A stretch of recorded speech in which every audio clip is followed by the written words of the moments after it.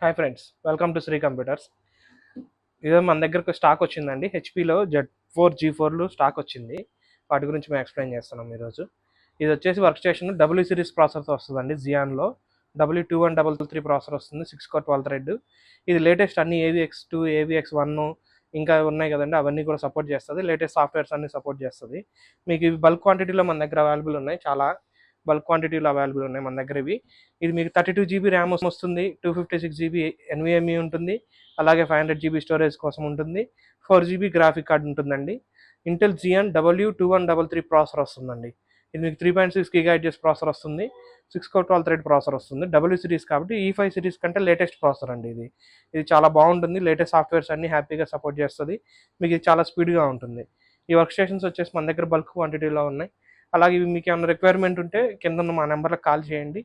Thank you for watching Sri computers.